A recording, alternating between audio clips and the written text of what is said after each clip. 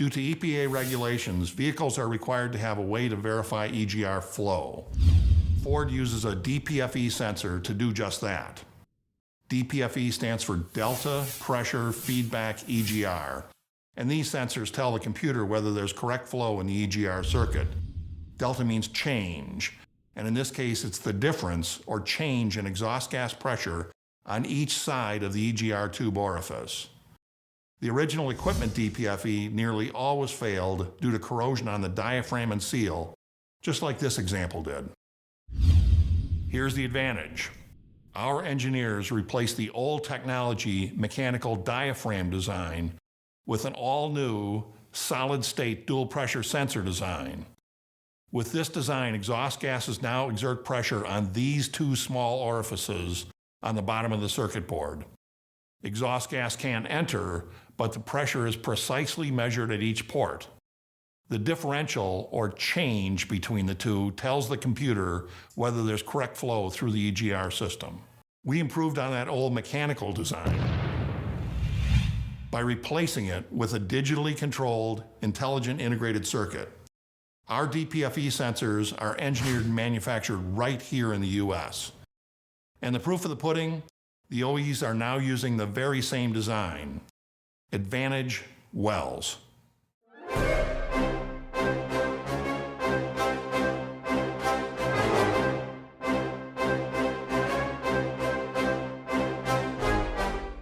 Okay, welcome to another live Wells Tech training event. We are so happy you are here.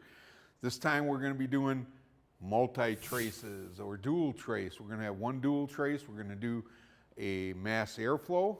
This is an analog mass airflow. This doesn't work for digital mass airflows, only analog type, and TPS.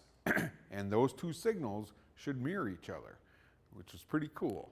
And we're also going to look at an APPS and a TPS. I got Mike Becker over at the vehicle right now, but before we go over to him, yes, we got to talk about the t-shirt giveaway. Yes. By the way, we're going to order children's size t-shirts too, so you can have you can dress your whole family in Wells Tech t-shirts. Be the first family to do that. All right, here's your question. Last time out, this was the beginning of the month. This wasn't our hybrid class. Okay, this was our dual trace class. What dual traces did we show you? Name one dual trace that we did last time out. Okay, first one in with the correct answer will win a t-shirt. So there you go. Let's do it, man. All right, without further delay, I'm going to go over to Mike on the car because we want to spend a bunch of time testing this time. So here we go. All right, let's go check out Mike. Hey, Mike. Hi, Mark. You got an Exploder here, huh? Yeah, it's a 2006 Excellent. with the 4.6 liter V8 in there. Nice vehicle. Yeah, it is. Okay, so what are we going to do? Well, today we're going to show, say this vehicle came in with a mass airflow sensor code. Which is common. Yeah, it is. We're going to show a way to test this specific mass airflow sensor. This is a analog mass airflow sensor. So we're going to be looking for a voltage output on there. It's going to scale up in voltage as the airflow increases. So we're going to actually compare that to our throttle position. Oh. So as our throttle opens, our airflow increases, they're going to scale the same. Yeah, they should. Right. Theoretically, they should go the same. Right. Okay, let's show us. All right, and just so we know that this, being that this is an analog sensor, it'll do this. If it's a digital sensor, it's not going to be measured the same. It would be a different test. Yep. All right. So first thing I did, I went ahead and printed off my wiring diagram so I could find my signal circuits for my throttle position mass Always airflow. good practice. Yeah. So we'll go ahead, get the scope hooked up here. We got our nice new 10-foot leads here from AES Wave. Yep. So I love those leads. Oh, it's so nice. So I'm going to go ahead and hook our red lead into our signal circuit on the mass airflow. I'm going to take our ground lead here, and being that it's a nice long lead, we can go ahead and hook right onto our battery. Nice. And we'll go to the top of our scope here, hook our ground in, because we always need a ground when we're using the scope. And our red lead into channel 1, mass airflow on channel 1. We got our other lead out. Nice and organized set of leads here. I like that. We'll take our sensor in here, hook it into the signal circuit of our throttle position. And this throttle position does have two sensors in there. One scales up, one scales down. Okay. So I'm in the signal for the sensor that goes up, so that it'll follow with the mass airflow. Right, the mass airflow is going to go up. Right. So go ahead, hook into channel 2. Just going to piggyback onto our ground here. And our scope's set up, so let's go ahead, bring it on over here so you guys can see it. All right. All right, let's see what this looks like. So go to our scope here. Right now, it looks like we're on a 20-second interval, 0 second, 20 seconds. So our screen is 20 seconds long. And it looks like here we're on our voltage scale. Here's 0 on both, going up to about 16. So if I were to take our flags, bring them down, we'd be on a 20-volt scale. So right now we're set at 20 volts, 20 seconds. Why don't you go ahead and start up, Mark, and let's see what it looks like. Okay. Crank. Yep, go ahead. All right. So fired up, our voltage went up, which we would expect to see. Go ahead and rev it up a little bit. All right, that's good. All right. So you can see that our signal bumped up for both throttle position and for mass airflow sensor, but we can't really see it very well right now. So we actually just want to go ahead and zoom in a little bit. We want to change our voltage and our time scale so we can see this even clearer. So remember, we got to go back to live. And we know that these are 5-volt reference sensors, so we'll go ahead and change this down to 5 volts. Change our channel 2 to 5 volts. And let's go a little faster here. We're on 20 seconds right now. Let's turn this into a 10-second window. That'll kind of zoom in on our time. Exit out of here, close that back down. And when you see all these spikes and stuff in here, we're not worried about that. That's just interference. Possibly the back probes aren't in there exactly perfect. But we're not worried about this because of our 80-20 rule that we've talked about. Yeah, as you lower the voltage, you're taking a closer examination of that Right. line. And Right. that's why you now see the little spikes in if there. we were to lower this voltage even more, we would see the spikes would look a lot bigger. It would look bigger, but they're not any larger than Right, these are just like maybe what, 1/10 of a volt? You know, Not something even. like that, not even. So it's nothing we need to worry about. So why don't you go ahead and fire it up and let's see what it looks like this time. Okay. So our voltage spiked right there when you turn the key on. Goes up, mass airflow on channel 1 increases. You can see they're right on top of each other here. Why don't you go ahead and rev it up, Mark?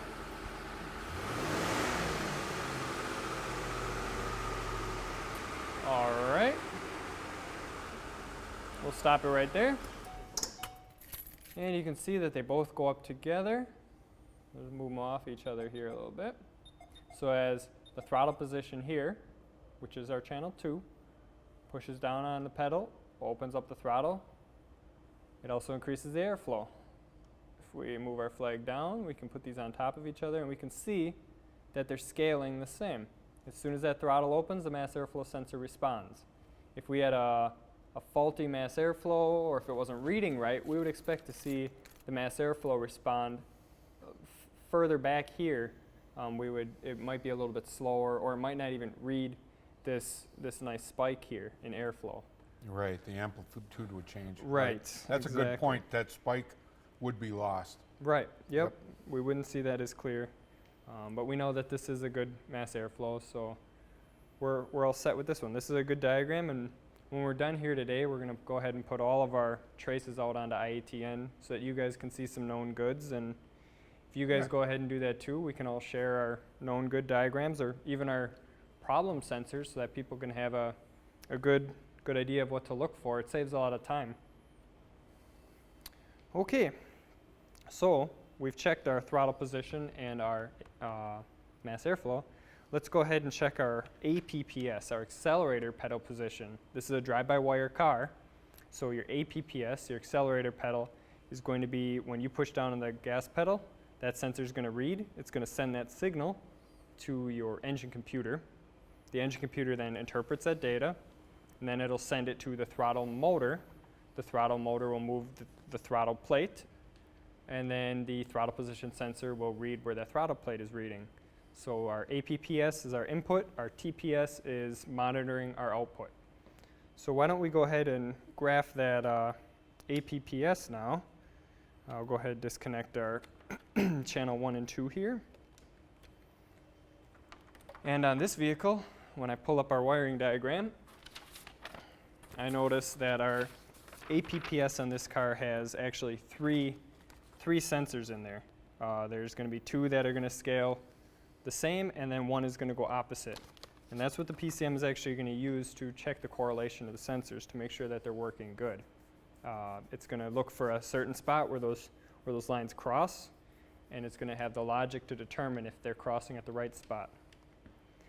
So I went ahead and back probed the accelerator pedal position sensor under the dash just to save a little time here. So got all my leads hooked up, so I'm just going to put them into the scope here. Hook in channel 1 for APPS 1, hook in channel 2, and hook in channel 3. So now all 3 of our APPS signals are hooked up. So we'll go ahead back to our lab scope. Again, make it live. Open this up. We got to click on our little eyeball here, and that's going to turn on channel 3. So now we have all 3 channels are on a 5-volt scale. We're on a 10-second window. So for this test, we don't have to start the vehicle up. Having just the key turned on and pushing on the pedal will actually affect our graph. So why don't you go ahead and push that pedal down, Mark. Let's see how this looks. Let's go key on. Key on. All right, so that's the key on. You can see all the voltages spike up. And you want a wide open throttle? Sure.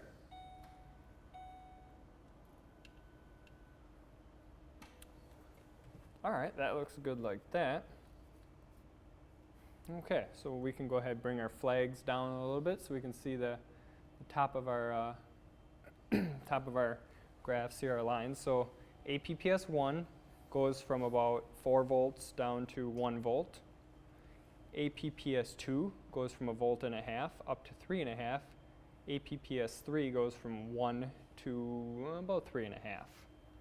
So you can see that they all look about the same. If we lay these 2 on top of each other, you'll notice they're almost exactly the same. So that's telling us that our sensor looks good. The computer is going to look at where these cross the line, where they cross each other, and that's where it's going to find if it's a correlation is right between the sensors. If this were to be off, if we were to have one of these sensors in here were bad, we would see it drop out. It would spike out and then go back up. And that would throw, APPS codes or the reduced power light, reduced engine power. You would have no throttle response and that kind of thing. It's gonna pretty much put this vehicle into limp mode. Yep, power loss. Exactly. Right. So, and that's all just caused by the input side of the PCM. So that's your foot is just pushing on the pedal, giving the PCM the signal of what you want for gas. All right, so this looks good. Like I said, if we had a bad sensor, we would see it drop out. It would spike down, but we know this sensor's okay, and it looks perfect on the graph here. So now what I'd like to show is I want to show you guys what it looks like. So we know our input is good, and we know our TPS is good. Let's just go ahead and compare those 2 together so we can see our input, APPS, and our output, TPS. Let's see what they look like together. So go ahead and I'm going to go ahead and hook our TPS back up, put that into channel 4, go back down to our scope, and we're going to have to turn channel 4 on. So we'll go back to live. And we'll hit the little eyeball here. Now channel 4 is going to be red. That's also set on 5 volts right now. So I'm actually going to take our little flag here and let's just move it up here. Okay, Mark, go ahead. Key on. All right, all of our voltages went up when the key went on. Okay, you want it started? No, you can just have the key on Forward. and put the pedal down to the floor.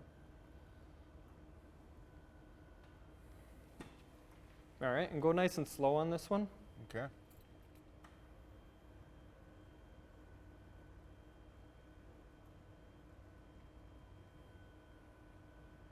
Okay. All right. So what I want to do first is we'll bring our throttle position input down so we can get that back on the screen. Okay, so you can see here, as I'm throwing this thing around, you can see here as Mark is pushing on the pedal, the blue and green line are both representing the APPS pedal position. So he's pushing down on that pedal, the throttle blade is opening, throttle blade is open, he lets go of the pedal, and the throttle blade closes. But if you look here, our throttle blade, our TPS, reads that it goes down here and then spikes back up. And what do you think that does that for, Mark? I think that's a redundant test. And Okay. what it's looking at is it has to look at two separate voltages to verify operation of Okay. the APPS and TPS in synchronization. Okay. All right. And our little spike down here, where it spikes down like that, that's probably for the so it doesn't get frozen shut, right? Oh, yeah, where it spikes off? Yep, Yes. right down here where it Yes. drops down and then goes back up. Yeah, it'll close the throttle plate and then it'll pop it open slightly. So, like when the weather gets cool and you have condensation on the throttle plate, Okay. it doesn't ice the throttle plate closed. Right, you don't get that buildup then. Perfect. Okay, so we know that this looks good. So let's throw one more key factor into there. We know that our input, our APPS, and our TPS both are working, but we know that the computer is in the middle of those two. You have the sensor here, computer in the middle. So the computer is controlling our TPS. We don't actually have any direct control over the throttle position on here. The computer has all the control. We're just telling it where we want it.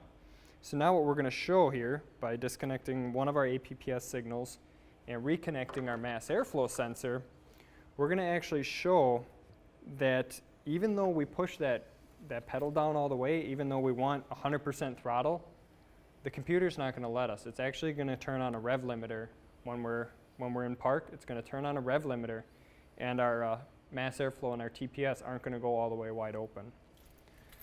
So we'll go back to our live graph, and why don't you go ahead and start it up, Mark? Let's see what that looks like. Key on. All right. So Mark's going to go ahead and go wide open throttle here.